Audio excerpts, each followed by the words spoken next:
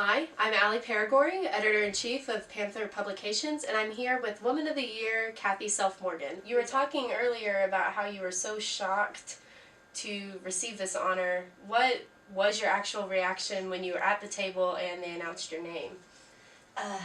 Silence, which I'm never silent. When I'm being introduced for something, I'm usually already sprinting up there, about the time they're saying my name, and I just sat there and I kept looking around the room at the other four nominees going, well, it must be her. No, maybe it's her. And then when they said my name, I was like, no way. And so it was surreal. I mean, it was really nice. Shocking, but nice. What does it mean for you as athletic director at Duncanville High School to be recognized by the entire community of Duncanville as an outstanding woman in our society?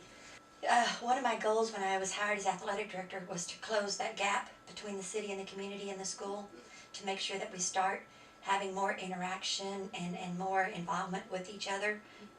And so for this to happen, I feel like, yay, we've closed that gap a lot.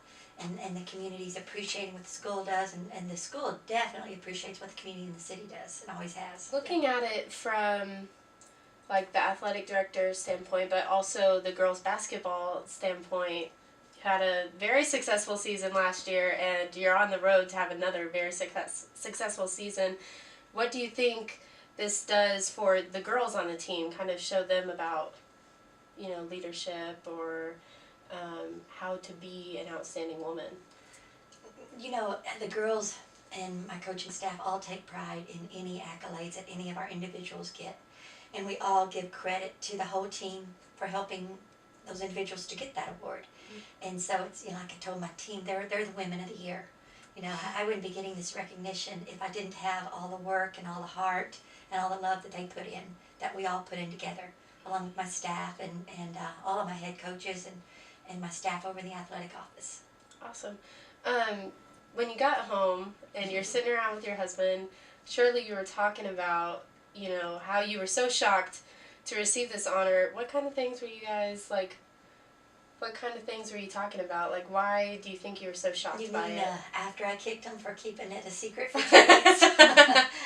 Well, okay, after all of the abuse. I mean, we kind of went through what happened because he's known about it for 2 weeks, and he kept it a secret. And at one point he says, well, do you have any thoughts? I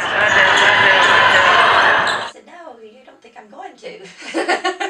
And then he didn't say anything else. And then even during the introduction, he sat there with his back to me.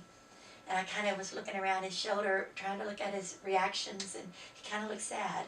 And I'm like, oh, I must not have gotten anything. After I gave my speech, they told me to look to the right. And I saw 3 of my players and my 3 assistant coaches and 4 of my really good friends that are also involved here in the school. And I almost really broke down crying then. I'm not usually a crybaby unless we lose a game.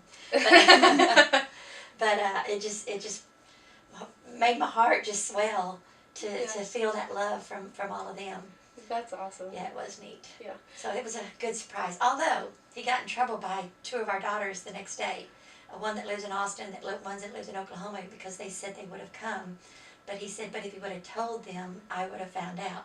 Yeah. And so he was in the doghouse with them the next day. So do you almost wish that you had known so that you'd have your daughters there? Was the surprise worth it? The surprise was worth it. It was neat. And the others. If they would have said, I can't because I got to do something, would have hurt my feelings. So it's better just to cut them off. It all worked out for them just to kind of be mad at their dad on not telling them. With this honor and going into say half over, but you're pretty well into the season. Yeah, it's about 2/3 over. Yeah. So would you say that this is a good kind of boost for that last stretch?